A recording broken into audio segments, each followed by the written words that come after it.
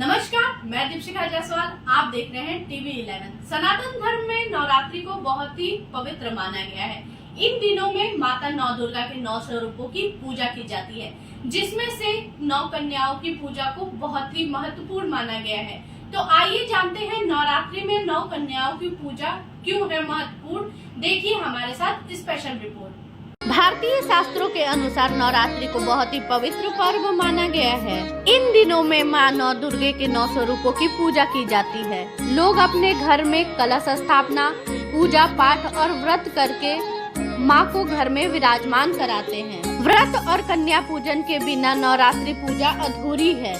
9 कन्याओं को 9 देवियों के प्रतिबिंब के रूप में पूजने से ही भक्त का नवरात्रि व्रत पूरा होता है। माँ नौ दुर्गा उन्हें प्रसाद चढ़ाने या सशक्ति दक्षिणा देने मात्र से ही प्रसन्न होती हैं।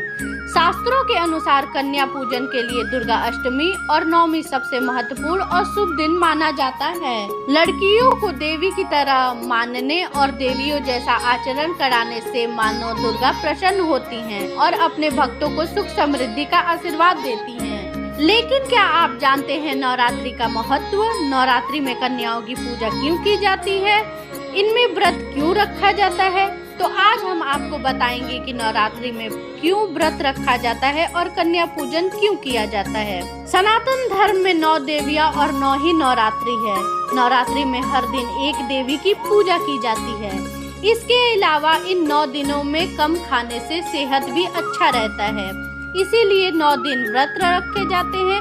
इसके अलावा व्रत रखने से शरीर का संतुलन भी बना रहता है, तो इसलिए होती है नवरात्रि में 9 कन्याओं की पूजा। कहा जाता है कि एक बेटी धन की पूजा करती है, 2 बेटियां आनंद और मोक्ष की पूजा करती हैं, 3 बेटियां धर्म, धन और कर्म की पूजा करती हैं, 4 बेटियां राष्ट्रीयता की पूजा करती हैं, 5 बेटियां ज्ञान की प्राप्ति की पूजा करती हैं, 6 कन्याओं की पूजा से 6 प्रकार की सिद्धियां प्राप्त होती है, 7 कन्याओं की पूजा से राजपद की प्राप्ति होती है, 8 कन्याओं की पूजा से धन की प्राप्ति होती है और 9 कन्याओं की पूजा से विश्व प्रभुत्व की प्राप्ति होती है। कन्या सदैव पूजनीय है।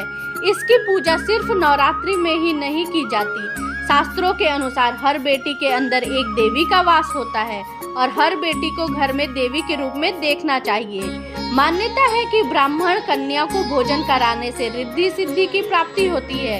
यह भी कहा जाता है कि शक्ति पाने के लिए क्षत्रिय कन्याओं को और सभी पापों को दूर करने के लिए शूद्र कन्याओं को भोजन कराना अच्छा होता है। इसके अलावा भक्त 9 कन्याओं को 9 देवियों के रूप में पूजकर व्रत को पूरा करते हैं।